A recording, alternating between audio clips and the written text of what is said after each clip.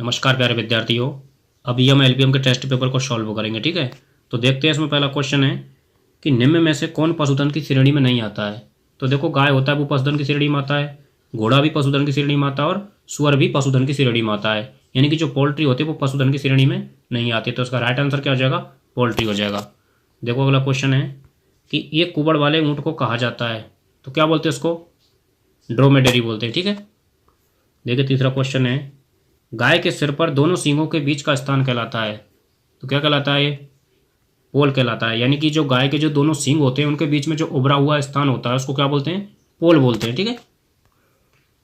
देखिए चौथा क्वेश्चन है कि जुगाली की शुरुआत कहाँ से होती है। जुगाली की जो शुरुआत होती है वो किससे होती है? रेटिकुलम से होती है। रेटिकुलम की जो आकृति होती है वो कैसी होती है? हनीकॉम्ब जैसी होती है, मधुमक्खी के छत्तेनुमा होती है। इसको क्या बोलते हैं? हम टूल बॉक्स भी बोलते हैं, ठीक है। देखिए अगला क्वेश्चन है कि सुअरी में प्रसव क्रिया को क्या कहा जाता है। सुअरी में जो प्रसव क्रिया होती है उसको क्या बोलते हैं? उसको बोलते हैं फरोइंग। क्या बोलते हैं? फरोइंग बोलते हैं, ठीक है। देखिए छठवां क्वेश्चन है कि खरगोश का मांस कहलाता है। खरगोश के मांस को क्या बोलते हैं? गेम बोलते हैं। और जो सुअर का मांस होता है उसको क्या बोलते हैं? पोर्क बोलते हैं, ठीक है। बछड़े के मांस को क्या बोलते हैं? बील बोलते हैं। और चेबुन किसको बोलते हैं? जो बकरी का मांस होता है उसको क्या बोलते हैं? चेबुन बोलते हैं, ठीक है। देखिए सातवां क्वेश्चन है कि सुअर के झुंड को कहा जाता है, तो सुअर के झुंड को क्या बोलते हैं? ड्रॉप बोलते हैं। क्या बोलते हैं? ड्रॉप बोलते हैं। देखिए आठवां क्वेश्चन है कि भेड़ से एक बार में उतारी गई ऊन की परत कहलाती है, तो क्या कहलाती है? फिलीसी कहलाती है।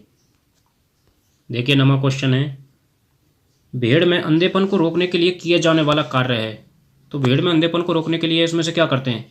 तो क्या करते हैं? आइंग करते हैं। आइंग का मतलब क्या होता है? आइंग का मतलब ये होता है कि भेड़ में आंख के चारों तरफ से ऊन को हटाना क्या कहलाता है? आइंग कहलाता है, ताकि अंधेपन को कम किया जा सके, ठीक है। देखिए अगला क्वेश्चन है कि खरगोश में कोप्रोफेजिया की शुरुआत किस उम्र पर होती है। खरगोश में कोप्रोफेजिया की जो शुरुआत होती है वो किस उम्र पर होती है? तो ये होती है 3 सप्ताह की उम्र पर। कोप्रोफेजिया क्या होता है? खरगोश के द्वारा अपने ही मल को खाना क्या कहलाता है? कोप्रोफेजिया कहलाता है। देखिए 11वां क्वेश्चन है, केंद्रीय बकरी अनुसंधान संस्थान कहाँ पर स्थित है, तो ये कहाँ है? मखदूम, मथुरा, उत्तर प्रदेश में, ठीक है। देखिए 12वां क्वेश्चन है, सेपर सूत्र है। सेपर फॉर्मूला कौन सा हो जाएगा?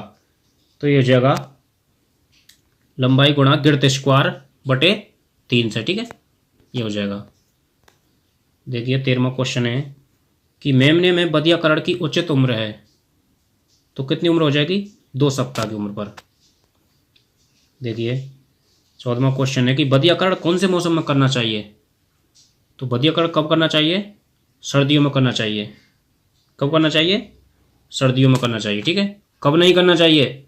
तो वर्षा ऋतु में नहीं करना चाहिए, क्योंकि उसमें संक्रमण का खतरा ज़्यादा रहता है। देखिए 15वां क्वेश्चन है कि मुर्गियों में किस बीमारी का टीका 14 दिन की उम्र पर लगाया जाता है। यानी कि मुर्गियों में जो 14 दिन की उम्र पर जो टीका लगाया जाता है वो कौन सा है? किस बीमारी का लगाते हैं? तो ये किसका लगाते हैं?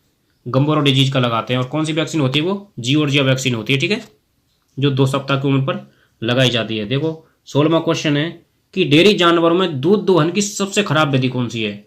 सबसे खराब पूछ रहा है, तो सबसे खराब कौन सी हो जाएगी? अंगूठा विधि हो जाएगी, ठीक है। अंगूठा विधि क्यों हो जाएगी? क्योंकि अंगूठा से क्या होता है कि जो थन होता है ना उसमें गांठ पड़ने की संभावना ज़्यादा रहती है, इसलिए क्या है? सबसे खराब विधि है। और सबसे अच्छी विधि कौन सी है? तो सबसे अच्छी विधि हो जाएगी पूर्ण हस्त विधि, ठीक है। देखिए 17वां क्वेश्चन है कि अच्छे दुग्ध दोहन के लिए, अच्छे दुग्ध उत्पादन के लिए दोहन अंतराल होना चाहिए, तो कितना होना चाहिए? कम से कम 12 घंटे होना चाहिए, ठीक है। देखिए 18वां क्वेश्चन है, दूध के निर्माण एवं स्राव के लिए जिम्मेदार हार्मोन कौन सा है। दूध के निर्माण एवं स्राव के लिए जिम्मेदार हार्मोन, तो इसका राइट आंसर क्या हो जाएगा? प्रोलैक्टिन हो जाएगा, ठीक है, ना कि ऑक्सीटोसिन। ऑक्सीटोसिन को क्या बोलते हैं हम? मिल्क लेट डाउन हार्मोन बोलते हैं। दूध को उतारने वाला हार्मोन बोलते हैं। किसको बोलते हैं? ऑक्सीटोसिन को। जबकि दूध के निर्माण और स्राव के लिए जो जिम्मेदार हार्मोन होता है वो कौन सा होता है? प्रोलैक्टिन होता है, ठीक है, जो कि मातृत्व के गुण के लिए भी जिम्मेदार होता है ये। देखिए अगला क्वेश्चन है कि बछड़े में खीस पिलाने के बारे में असत्य कथन है। हमको क्या देखना है इनमें से? कौन सा गलत कथन है इनमें से? देखो खीस में विटामिन ए की मात्रा सामान्य दूध की तुलना में बहुत ज़्यादा होती है, बिल्कुल सही है। बछड़े को प्रतिदिन 2 से 2.5 लीटर खीस पिलानी चाहिए। बिल्कुल सही है। खीस बछड़े को सक्रिय प्रतिरक्षा देता है। बछड़े को जन्म के 2 घंटे के भीतर खीस पिलाना शुरू कर देना चाहिए, भी सही है। तो इसका जो इसमें से गलत कौन सा है, यानी गलत ये हो जाएगा, खीस बछड़े को सक्रिय प्रतिरक्षा देती है, ये गलत है। खीस सक्रिय प्रतिरक्षा नहीं देता है, ठीक है। तो इसका राइट आंसर क्या आ जाएगा, ये हो जाएगा। देखिए 20वां क्वेश्चन है, ऊंटनी के थन में टीट कैनाल की संख्या होती है। टीट कैनाल की संख्या कितनी होती है, 2 होती है। देखिए 21वां क्वेश्चन है कि जानवरों में उम्र निर्धारण का सबसे प्रचलित तरीका कौन सा है। प्रचलित का मतलब जो सबसे ज्यादा काम में लिया जाता है, कौन सा है। तो इसका राइट आंसर क्या हो जाएगा, दंत विन्यास, ठीक है। दंत विन्यास को बहुत ज्यादा काम में लिया जाता है, यही सबसे प्रचलित तरीका है। देखिए 22वां क्वेश्चन है कि गाय में डेंटल पैड पाया जाता है, तो कहाँ पाया जाता है भाई, यानी डेंटल पैड कहाँ पाया जाता है। देखो मैं आपके लिए बता दूं, यानी कि जो रूमंती जानवर होते हैं ना, रूमंती जानवरों के जो ऊपरी जबड़ा होता है उसमें इंसाइजर दांत अनुपस्थित होते हैं, उनके स्थान पर क्या पाया जाता है, एक पैड पाया जाता है जिसको क्या बोलते हैं हम, डेंटल पैड कहते हैं। तो कहाँ पाया जाता है, ऊपरी जबड़े में पाया जाता है, ठीक है। देखिए अगला क्वेश्चन है कि कोल्ड ब्रांडिंग मुख्यतः किस जानवर में काम में लेते हैं। कोल्ड ब्रांडिंग, तो कोल्ड ब्रांडिंग किस में काम में लेते हैं, घोड़े में काम में लेते हैं, ठीक है। देखिए 24वां क्वेश्चन है कि जानवरों में ब्रांडिंग का उचित स्थान क्या है। ब्रांडिंग, ब्रांडिंग का मतलब दागना, ठीक है। तो इसका उचित स्थान क्या हो जाएगा, जांग हो जाएगा, ठीक है। देखिए 25वां क्वेश्चन है, एक बाड़े में अधिकतम कितने सांड रखे जा सकते हैं। एक बाड़े में अधिकतम कितने सांड रखे जा सकते हैं, 1 सांड, ठीक है। देखिए 26वां क्वेश्चन है, एकल पंक्ति प्रणाली में गायों की संख्या होनी चाहिए। एकल पंक्ति प्रणाली में गायों की कितनी संख्या होनी चाहिए, 10 से कम होनी चाहिए। कितनी होनी चाहिए, 10 से कम होनी चाहिए। देखिए 27वां क्वेश्चन है, वर्तमान में गाय की कुल देसी नस्लों की संख्या कितनी है। वर्तमान में गाय की देसी नस्लों की संख्या, देखो पहले तो दोस्तों 50 थी, ठीक है। अभी क्या है, लेटेस्ट जो आंकड़े हैं उनमें क्या है, इनकी संख्या बढ़ चुकी है। तो देखो ये तो मतलब जितनी नस्लें बढ़ेंगी उसी के हिसाब से इसका आंसर हो जाएगा, ठीक है। तो आप कमेंट करके बता सकते हैं कितनी बढ़ गई हैं, तो उसी हिसाब से इसका राइट आंसर हो जाएगा। पहले तो कितनी थी, 50 थी, ठीक है। अभी क्या है, 2-3 नस्लें और बढ़ गई, तो यानी कि 53 के लगभग हो गई, 52-53 के लगभग। देखो 28वां क्वेश्चन है कि तांबे जैसा शरीर का रंग किसकी विशेषता है। तो ये भदावरी की विशेषता है। और भदावरी की एक और विशेषता है कि इसके दूध में फैट की मात्रा होती है वो सबसे ज़्यादा होती है, यानी कि 14% फैट पाई जाती है। देखिए 29वां क्वेश्चन है कि गुड़ामालानी बाड़मेर किस गाय की उत्पत्ति मानी जाती है। गुड़ामालानी बाड़मेर से किस गाय की उत्पत्ति मानी जाती है, तो किसकी मानी जाती है, थारपारकर की मानी जाती है, ठीक है। देखिए अगला क्वेश्चन है कि राजस्थान का सोहालक प्रदेश, राजस्थान का सोहालक प्रदेश कौन सी नस्ल के लिए प्रसिद्ध है। राजस्थान का सोहालक प्रदेश कौन सी नस्ल के लिए प्रसिद्ध है, यानी कि जो नागौरी बैल होते हैं ना, वो क्या है, सोहालक प्रदेश के प्रसिद्ध हैं। देखिए 31वां क्वेश्चन है कि निम्न में से बकरी की विदेशी नस्ल नहीं है। निम्न में से बकरी की विदेशी नस्ल नहीं है तो कौन सी हो जाएगी, तो इसका राइट आंसर क्या, कराकुल हो जाएगी। कराकुल है क्या, देसी नस्ल है। देखिए 32वां क्वेश्चन क्या कर रहा है कि सबसे ज्यादा बच्चा पैदा करने वाली बकरी की नस्ल है, तो कौन सा आ जाएगी, ब्लैक बंगाल, ठीक है। देखिए 33वां क्वेश्चन है, निष्क्रमण के लिए उपयुक्त भेड़ की नस्ल कौन सी है। निष्क्रमण, तो निष्क्रमण का मतलब क्या होता है, ये निष्क्रमण का मतलब ये होता है कि क्या है, बाड़े से क्या है, दूर दूर तक चरने जाना, चारागाह में चरने जाना, वो उसको क्या कर लेते हैं, निष्क्रमण में बोलते हैं, ठीक है। तो इसका राइट आंसर क्या हो जाएगा बताइए, तो ये हो जाएगी मारवाड़ी नस्ल। देखो 34वां क्वेश्चन है कि बकरी की नस्ल जिसमें सींग अनुपस्थित होते हैं, बकरी की नस्ल जिसमें सींग अनुपस्थित होते हैं, कौन सी हो जाएगी, टोगनबर्ग हो जाएगी। कौन सी हो जाएगी, टोगनबर्ग। देखिए 35वां क्वेश्चन है कि इंडियन गेम के नाम से प्रसिद्ध मुर्गी की नस्ल कौन सी है। इंडियन गेम के नाम से कौन सी हो जाएगी, असील हो जाएगी। कौन सी हो जाएगी, असील। देखिए अगला क्वेश्चन है, कड़कनाथ, कड़कनाथ क्या है, मुर्गी की नस्ल है, इसका उत्पत्ति स्थल कौन सा है इनमें से, उत्पत्ति स्थल कौन सा हो जाएगा, झाबुआ हो जाएगा, ठीक है। झाबुआ कहाँ पर है, एमपी में। देखो 37वां क्वेश्चन है कि सुअरी में थनों की संख्या कितनी होती है? तो कितनी होती है? 7 जोड़ी, यानी कि 14 होती है। देखो 38वां क्वेश्चन है कि दूध चढ़ाने के लिए जिम्मेदार हार्मोन कौन सा है, जिसको क्या बोलते हैं? मिल्क होल्डिंग अप हार्मोन बोलते हैं। वो कौन सा हो जाएगा? एपिनेफ्राइन हो जाएगा। ठीक है, एपिनेफ्राइन हो जाएगा। यानी कि इसको क्यों बोलते हैं? यानी कि जब पशु या गाय दूध देता है और किसी भी कारण वो चमक जाता है या बिजक जाता है, जैसे पटाखे फटाके किसी आवाज़ से, डंडे से, तो वो क्या है, फिर बाद में दूध नहीं देता है, यानी कि दूध को चढ़ा जाता है। कहते हैं ना कि दूध को चढ़ा जाता है, तो चढ़ाने को क्या बोलते हैं? होल्डिंग अप बोलते हैं। तो इसके लिए एक हार्मोन जिम्मेदार होता है, वो कौन सा होता है? एपिनेफ्रिन हार्मोन होता है। ठीक है, और दूध को उतारने के लिए जिम्मेदार हार्मोन कौन सा हो जाएगा? ऑक्सीटोसिन। देखो 39वां क्वेश्चन है, भेड़ में फ्लूसिंग राशन कब दिया जाता है? फ्लूसिंग राशन कब दिया जाता है? तो ये दिया जाता है प्रजनन मौसम शुरू होने से पहले दिया जाता है। ठीक है, देखिए अगला क्वेश्चन है कि गिल्ट शब्द संबंधित है। गिल्ट किससे संबंधित है? तो ये सुअर से संबंधित है। किससे? सुअर से संबंधित है।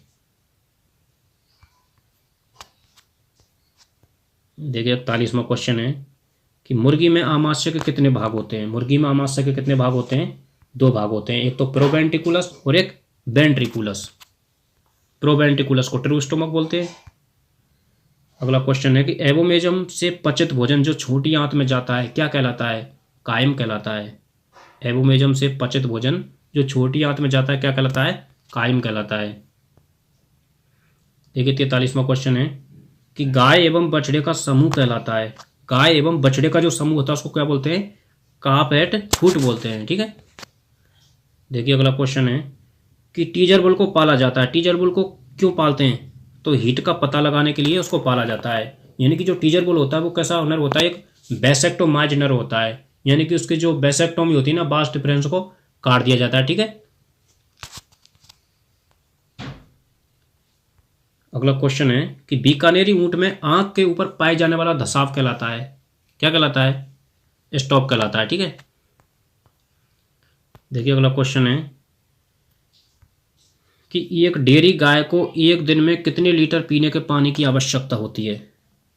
एक डेयरी गाय को एक दिन में कितने पीने पानी की आवश्यकता होती है? तो इसका राइट आंसर क्या हो जाएगा भाई? 30 से 35 लीटर। कितना हो जाएगा? 30 से 35 लीटर। देखिए अगला क्वेश्चन है कि गाय में हीट का पता लगाने के लिए सबसे अच्छा समय होता है। गाय में हीट का पता लगाने के लिए सबसे अच्छा समय कब होता है? जल्दी सुबह। देखिए 48वां क्वेश्चन है कि राजस्थानी मैरिनो के नाम से प्रसिद्ध नस्ल जिसमें रोमन नाक पाई जाती है कौन सी हो जाएगी भाई? कौन सी हो जाएगी? चोकला हो जाएगी। ठीक है, कौन सी हो जाएगी? चोकला हो जाएगी। इसकी जो ऊन होती है वो बहुत अच्छी होती है। अगला क्वेश्चन है कि भेड़ में शेयरिंग करने का उचित समय होता है। शेयरिंग का मतलब क्या होता है? ऊन उतारना। ठीक है, तो यानी कि सर्दियों के तुरंत पश्चात। इसका सही आंसर क्या हो जाएगा? सर्दियों के तुरंत बाद। अगला क्वेश्चन है कि बछड़े में जन्म के पश्चात नेवल कोड के उपचार में काम में लिए जाने वाला रसायन है, तो क्या काम में लेते हैं? 30% टिंचर आयोडीन काम में लेते हैं। क्या काम लेते हैं? 30% टिंचर आयोडीन काम लेते हैं। देखिए अगला क्वेश्चन है कि शेयरिंग के काम में लिए जाने वाला रसायन है। शेयरिंग के काम में लिए जाने वाला रसायन है तो कौन सा लिया जाता है? साइक्लोफॉस्फेमाइड लिया जाता है। ठीक है, साइक्लोफॉस्फेमाइड। देखिए 52वां क्वेश्चन है कि हॉर्न मार्किंग किस जानवर में पहचान का तरीका है? तो ये किस में काम में लेते हैं? जनरली गाय भैंस में काम में लेते हैं। ठीक है, हॉर्न मार्किंग। हॉर्न मार्किंग का मतलब क्या होता है? सींगों को पोत देते हैं ना, हम पेंट कर देते हैं, उसको ही बोलते हैं हॉर्न मार्किंग। और किस में काम में लेते हैं? गाय भैंस में काम में लेते हैं। देखिए 53वां क्वेश्चन है कि बिल्ली के आवास को कहा जाता है। तो बिल्ली के आवास को क्या बोलते हैं? कैटरी बोलते हैं। क्या बोलते हैं? कैटरी बोलते हैं। अगला क्वेश्चन है कि दूध छुड़ाने के लिए बछड़े को गाय से अलग करना क्या कहलाता है? क्या कहलाता है? वीनिंग कहलाता है। ठीक है,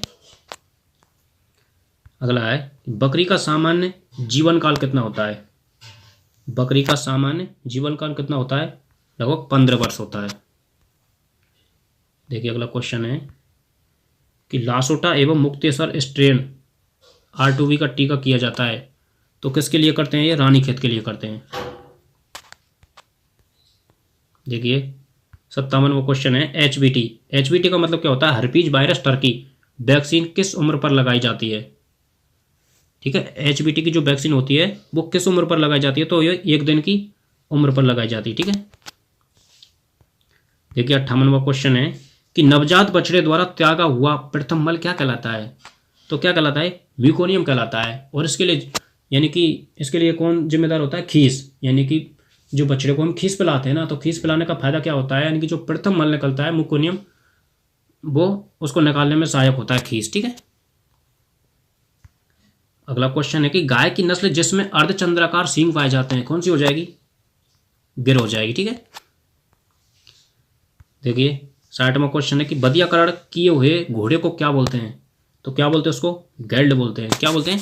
गेल्ड बोलते हैं। ठीक है, देखिए अगला क्वेश्चन है कि मुर्गी में ओविपोजिशन, ओविपोजिशन का मतलब क्या होता है? अंडे देना। ठीक है, ओविपोजिशन में कितना समय लगता है? तो कितना समय लगता है? 24 से 26 घंटे। ठीक है, 24 से 26 घंटे का समय लगता है। देखिए अगला क्वेश्चन है कि 2 कुबड़ वाले ऊँट का वैज्ञानिक नाम क्या है? 2 कुबड़ वाले ऊँट को क्या बोलते हैं?